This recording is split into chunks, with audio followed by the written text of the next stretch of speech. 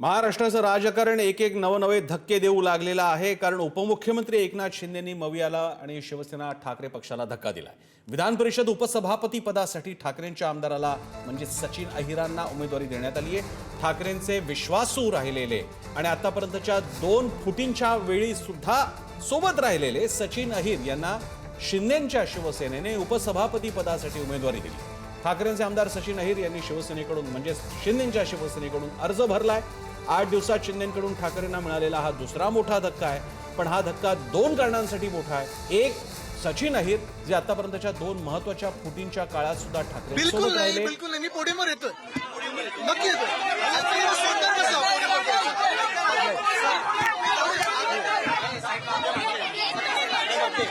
Complaint मागणी आहे.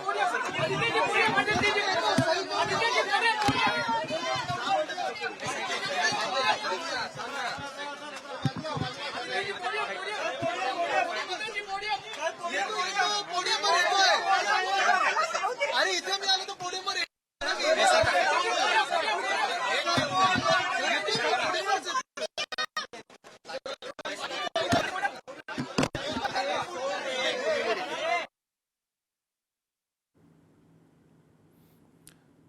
प्रचंड गर्दी असल्यामुळे आणि विधिमंडळ परिसरामध्ये इंटरनेट रेंजला मर्यादा असल्यामुळे आपल्यापर्यंत ही दृश्य यायला काहीसा विलंब होतोय. मात्र आताची मोठी घडामोड आहे. उपमुख्यमंत्री एकनाथ शिंदेंकडून मवियाला मोठा धक्का. थेट सचिन अहिरांसारखे ज्येष्ठ नेते शिवसेनेचे आता उद्धव बाळासाहेब ठाकरे पक्षाचे आता आलेले आहेत शिंदेंच्या सोबत आणि ते उपसभापती पदासाठी आता आपला अर्ज भरतायत. महायुतीच्या सर्व प्रमुख नेत्यांसोबत देवेंद्र फडणवीस, एकनाथ शिंदे आणि सुनेत्रा पवार यांच्या समवेत हा अर्ज दाखल करण्यात आला. पंकज दळवी आपल्याला या अपडेट्स कळवत आहेत. पंकज, विधिमंडळात आपण आदित्य ठाकरे आता बोलत होते पण दृश्य मिळाली नाहीत, पण काय म्हणणं आहे त्यांचं आणि काय चाललंय बाकीचं? प्रसन्न सर, आदित्य ठाकरे यांच्याशी बोलण्याचा प्रयत्न केला. खरं तर आपण आदित्य ठाकरेंच्या बॉडी लँग्वेज विषयी सुरुवातीला बोलूया. कम्पॅरेटिव्हली रिलॅक्स बॉडी लँग्वेज दिसत होती, फार ताण दिसत नव्हता. माध्यमांच्या समोर ते आले, माध्यमांशी बोलण्याचा प्रयत्न त्यांनी. अमोल विटकरी आहेत आपल्यासोबत, आपण त्यांच्याशी बोलणार. प्रसन्नजी, आदित्य ठाकरे यांनी प्रतिक्रिया आत्ता दिली नाही, एका अर्थी आपण म्हणू शकतो देणं टाळलं, थोड्या वेळाने बोलले. अमोलजी, किती गंभीर्यानं बघता तुम्ही या विषयाकडे? मला खरंच धक्का बसलाय की सचिन भाऊंसारखा एक उद्धव साहेबांचा शिलेदार आज त्यांनी उपसभापतीचा फॉर्म भरला हे ऐकून मीच शॉकमध्ये आहे. म्हणजे मला आता कळलंय.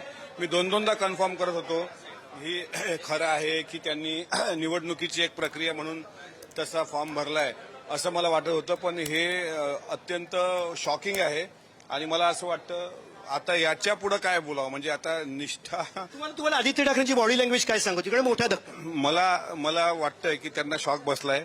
उद्धव साहेबांना पण तो शॉक बसला असेल. कालपर्यंत मी स्वतः सचिन भाऊंना भेटून या बाबतीत आता पुढे मी काय केलं पाहिजे तर त्यांनीच मला सांगितलं होतं की राष्ट्रवादी काँग्रेस पक्षातच तुम्ही राहा, मी येतोय उद्या.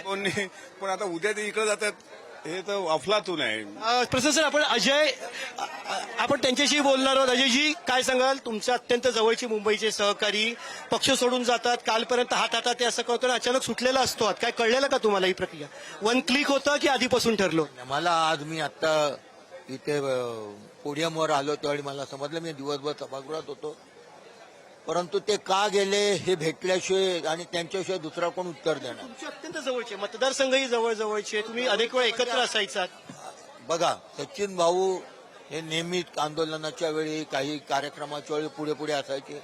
आम्ही सतत बोलत होतो, परंतु ते का गेले हे त्यांना विचारल्याशिवाय समजणार नाही. काही कारणं तुम्हालाही माहिती असतील. धक्का मानता आदित्य ठाकरे का? कारण वरळी आदित्य ठाकरेंचा मतदारसंघ, सचिन भाऊंचा काडर बेस मतदारसंघ वरळी. आदित्य ठाकरेंसाठी निवडणुकीत सपोर्टिंग सिस्टीम होते, हे मान्य करावं लागेल. धक्का आहे आदित्य ठाकरेंसाठी?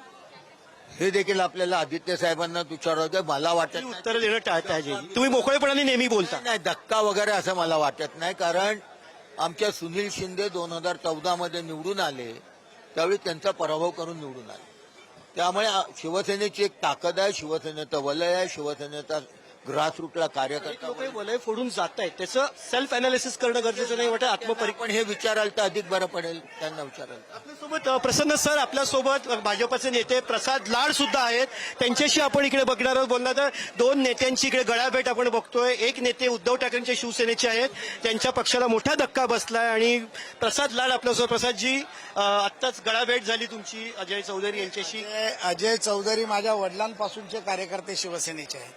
मी त्याच विभागात लहानाचा मोठा झालो तेव्हा ते विभाग प्रमुख शाखा प्रमुख होते, त्यामुळे आम्ही त्यांना काकाच बोलतो. पण ते म्हणतात धक्का बिक्का काही नाहीये, शिवसेना नावाचं वलय आहे, धक्का मानताय. तुमचं काय म्हणणं? मला वाटतं की शिवसेना उभाटा गटाने सगळ्यांना एक ट्रेनिंग दिली आहे की आमदार खासदार फुटल्यानंतर काय बोलायचं, की हे धक्का नाही, काही मोठं झालं नाही, तुडवून काढा, हे करा, शिव्या घाला, याच्या पलीकडे त्यांना काही येत नाही. त्याच्यापेक्षा जर त्यांनी चिंतन केलं की आमचे आमदार का फुटतायत, का सुटतायत, जवळच्या घरातले लोक का जात आहेत, तर ते मला वाटतं निश्चितपणे. तुमची भूमिका काय? कारण प्रत्येकाला टायगर ऑपरेशनला भाजप नामनिराळं राहतं, आमच्यात काही भूमिका नाही.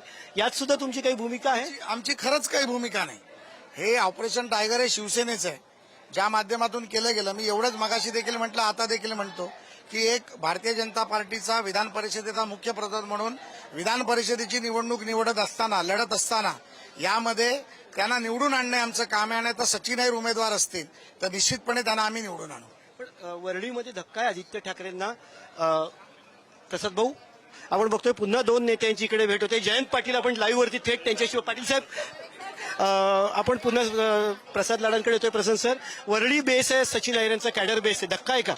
सचिन अहिर मागच्या वेळेला फक्त 6,000 मतांनी निवडून आले. मला वाटतं की पुढच्या विधानसभेला आपल्याला आदित्य ठाकरे बघायला मिळतील का तिकडे? आदित्य ठाकरेंच्या सीटवरती परिणाम करणारा निर्णय आहे का? प्रसन्न सर, मी तुम्हाला थांबवते 2 मिनिटं. प्रसन्न सर, थांबवते 2 मिनिटं. आपल्यासोबत आशिष देशमुख आहेत, ज्यांनी काही दिवसांपूर्वी एक महत्वाचं आमदारांच्या येण्या जाण्यावरती विधान केलेलं. तुम्ही एक विधान केलं होतं की आमदार आता बस झाले, एकंदरीत तुम्हाला म्हणायचं होतं. आता मोठा धक्का बसला, आता काय सांगाल तुम्ही? काय झालं मला माहित सचिन अहिर यांनी एकनाथ शिंदेच्या शिवसेनेत प्रवेश केला. सचिन अहिर नाही. नक्कीच बघा, 237 असे सरधर्मी महायुतीत आहे म्हणून एकटा कोणी असा प्रवेश करू शकतो का? 2/3 वगैरे ती जी गरज असते अँटी डिफेक्शन लॉ मध्ये, त्याची पाहणी करावं लागेल. प्रसन्न सर, आशिषजींनी एक महत्वाचा मुद्दा उपस्थित केला. अत्यंत जवळचे व्यक्ती आहेत, नागपूरचे, पर्यायानं अनेक महत्वाच्या नेत्यांचे. त्यांचं म्हणणं असं आहे की पक्षांतर बंदी कायदा असतो, त्याच्या नियमानुसार केलं काय सगळं तपासून बघेल. महायुतीचेच नेते हे प्रश्न उपस्थित करतात. आशिषजी, तुमचं म्हणणं थोडंसं सविस्तर आम्हाला सांगावं, कारण यापूर्वी सुद्धा तुम्ही एक महत्वाचं विधान केलं होतं. तुम्हीच मला ब्रेकिंग दिली, कॅमेरा समोर पहिले आल्यानंतर मला माहिती मिळाली. मग या सर्व संदर्भात थोडीशी माहिती घेऊन तुमच्या तांत्रिक बाबी पूर्ण केल्या नसतील तर अडचणीचं ठरवू शकतं का?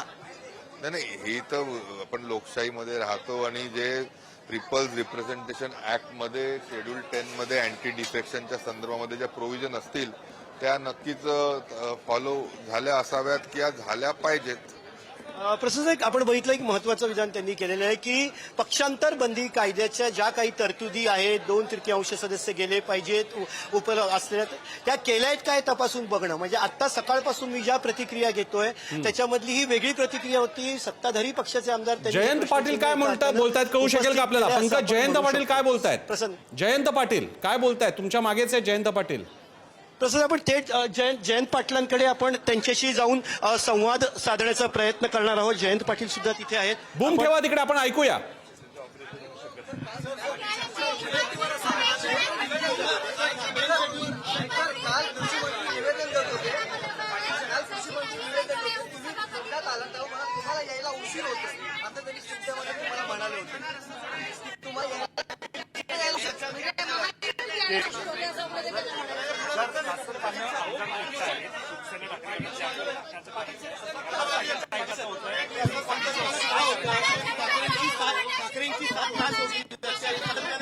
माहित नाही. तुम्ही सचिन अहिरना प्रश्न हा विचारला पाहिजे ना. मी कसं on behalf of Sachin Ahir मी कसं उत्तर देऊ?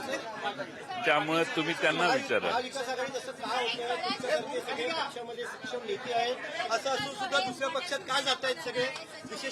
काही कारणं असतील, काही अडचणी असतील, काही समस्या असतील कोणाच्या, त्या सोडवण्यासाठी जातात लोक. मला वाटत नाही, कारण ठाकरेंचा स्वतःचा ब्रँड आहे, त्यामुळे ते पुन्हा उभे राहू शकतात, पुन्हा पक्ष उभे करू शकतात.